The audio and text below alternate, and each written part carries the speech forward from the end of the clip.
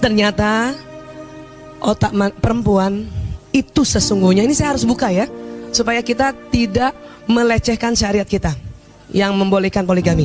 Ternyata otak perempuan ya itu bersedia sharing atau berbagi.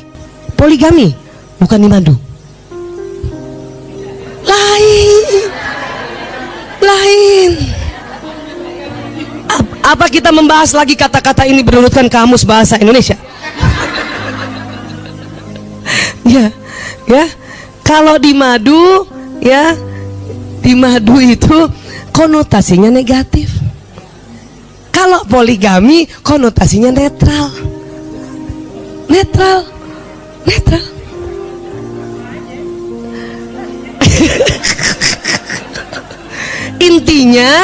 Intinya rela berbagi intinya. Tapi ibu dengar ya, ini kebetulan ya, beberapa tahun ini saya terus belajar tentang neuroscience. Punten ya, maaf ya. Ternyata otak perempuan itu sesungguhnya, ini saya harus buka ya, supaya kita tidak melecehkan syariat kita yang membolehkan poligami. Ternyata otak perempuan ya itu bersedia sharing atau berbagi.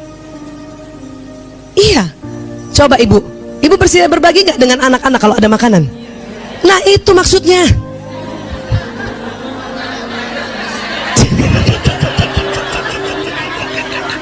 Kata ibu-ibu, kalau gitu mah iya.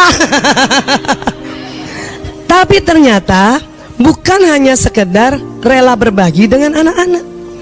Perempuan juga rela berbagi dengan saudaranya, rela berbagi dengan teman-temannya, gitu.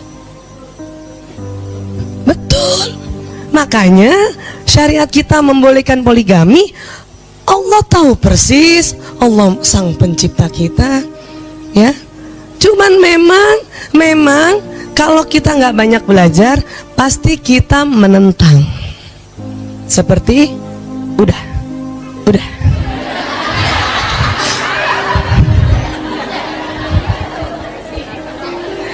Itu kurang belajar. Paham ibu ya? Udah bu. Udah. Kurang belajar tuh. Saya sendiri merasakan di titik masuk usia menopause ya, ada rela berbagi. Itu aneh ya? Kenapa? Karena masih ingat teori kita, otak laki-laki ada namanya, otak manusia ini baik laki perempuan ada persis di tengah, namanya hipotalamus. Boleh minta bantu? Bisa ya, hipotalamus ingat ya, yang di tengah sini ya. Hipotalamus laki-laki kan 2,5 kali lebih besar dari perempuan ya. Nah hipotalamus itu tugasnya atau fungsinya satu, menjaga keamanan. Menjaga keamanan dirinya, keamanan istrinya, anaknya, keluarganya, keamanan ekonomi. Bahkan ya, suami yang tugasnya untuk bekerja negara juga menjaga keamanan negara. Ya, itu. Namun hipotalamus juga fungsinya adalah ya untuk makan dan minum. Oke? Kalau laki-laki besarnya 2,5 kali dari perempuan, berarti siapa yang lebih cepat lapar dan haus? Laki-laki. Maka biasanya laki-laki ya seneng banget kalau istrinya memenuhi kebutuhan itu, makan minum. Waktu itu pernah saya ceritakan, pantang nasehatin anak laki dalam keadaan dia lapar. Bu, ingat ya. Dan kalau suami pulang biarpun tengah malam, kata-kata yang paling indah dan pas di otaknya adalah, sudah makan ya? Abi udah makan? Walaupun kita tahu dia udah makan, tanya aja, supaya untuk kebutuhan ini otak nih. Paham ya bu? Kadang saya juga gitu, jam datang dia jam pulang jam 2, udah makan ya? Udah, alhamdulillah. Jam 2 udah makan ya? Belum.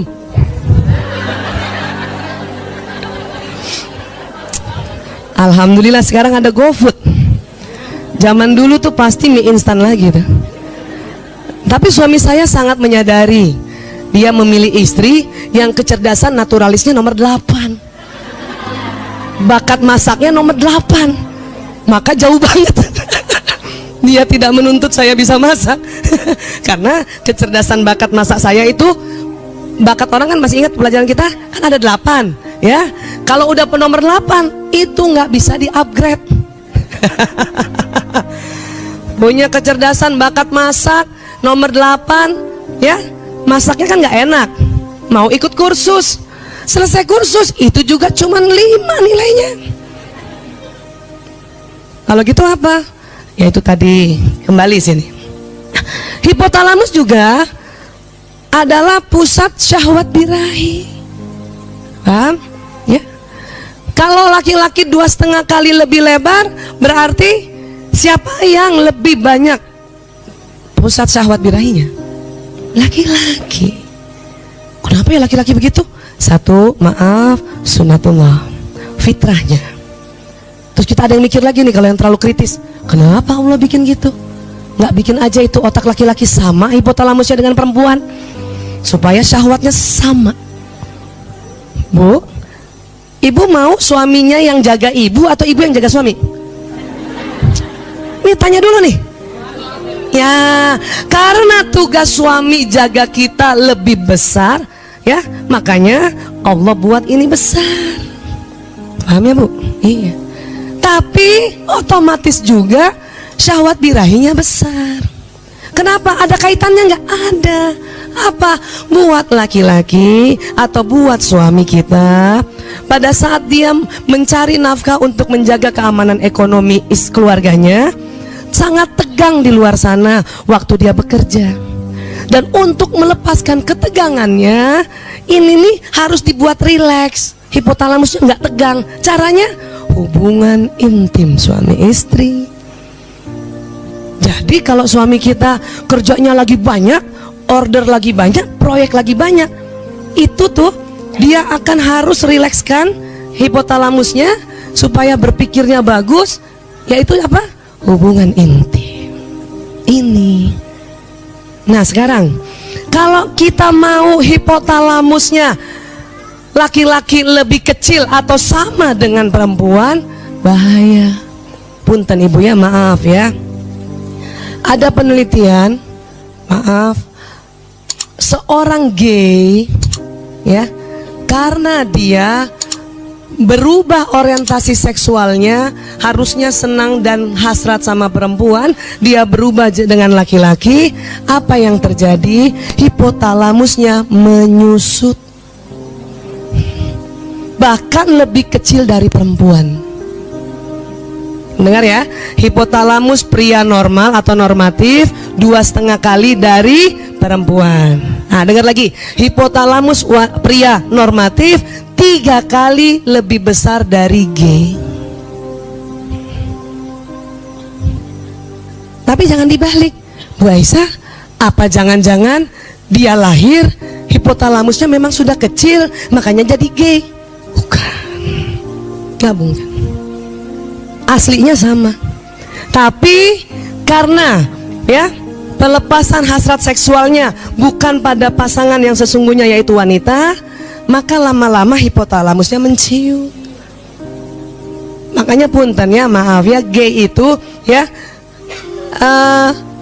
nggak nafsu makan juga kan? Kenapa? Hipotalamus menciut. Tadi hipotalamus apa? Pusat lapar dan haus kan? Saya beberapa kali lihat pasien gay itu nggak makan, paling minum doang. Supaya apa? Tetap six pack. Paling minum susu, protein tinggi. Kenapa? Ini sudah menciut, udah mengkerut. Otomatis ya, fungsi dia menjaga keamanan dirinya atau keluarganya mengecil, berkurang. Pilih mana ibu suaminya? Yang hipotalamus besar atau yang sepertiganya? Ini harus harus dijelaskan. Pilih mana? Ayo cepat Bu. Betul nih. Maka kalau hipotalamusnya besar, ya kita harus paham kebutuhan hipotalamus agar dia menjaga kita apa tuh? Makan dan minumnya terpenuhi dan diperhatikan, dan maaf, penyaluran syahwat birahinya harus diperhatikan. Paham ya Bu? Terkadang ada laki-laki senang sekali karena terlalu tegang, kepengen punten maaf hubungan intim sehari 2 kali. Apalagi kalau umur tuh laki-laki range-nya masih antara maaf 18 tahun sampai 30 tahun. Wow, itu testosteronnya lagi tinggi-tingginya. Maka mungkin ibu, bunda, ya teman-teman, ingatkan teman-teman waktu pertama kali baru menikah, tentu ya hubungan intim jauh lebih sering dibanding sekarang. Betul? Wah. Kenapa begitu? Bayangkan ibu, seandainya suami ibu waktu ibu nikah sama ibu umur 27 tahun, kebayang nggak? Setelah nikah minta sehari 3 kali, paham? Kenapa? Karena selama 27 tahun hipotalamusnya tegang, belum disalurkan. Makanya awal-awal menikah, ya hubungan intimnya frekuensinya banyak. Bahkan, maaf, ada tipe laki-laki yang sangat pemikir. Sangat pemikir. Dia lebih tegang dibanding jenis laki-laki yang spontan, tukang ngatur. Tuh, kalau laki-laki sifatnya tukang ngatur, atau maaf kalau kita sudah belajar dulu koleris, tidak terlalu tegang. Kenapa? Kalau di kantor dia mau marah tinggal ngomong, wow. Makanya nggak tegang. Yang tegang stafnya. Paham ya Bu? Nah, tetapi apabila laki-laki suami ini tipenya yang pemikir, nggak banyak bicara, dia setiap di kantor tugasnya adalah berpikir, konsep-konsep, planning-planning, ya, itu ketegangannya lebih tinggi dibanding laki-laki yang jenisnya blak-blakan. Dan saya melihat beberapa tahun ini, kurang lebih 3 tahun, meriset ya, meriset istri yang suaminya maaf tipe pemikir tadi atau melankolis, hubungan intim suami istrinya jauh lebih banyak frekuensinya dibanding yang suaminya galak atau suaminya blak-blakan. Ya.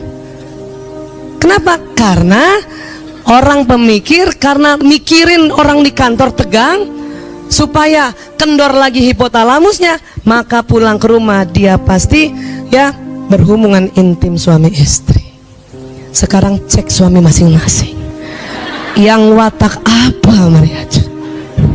Saya beri masukan buat teman-teman, sahabat-sahabatku yang suaminya tipe pemikir atau melankolis, baik melankolis koleris, melankolis plekmatis, please siapkan diri untuk melayaninya lebih banyak frekuensinya.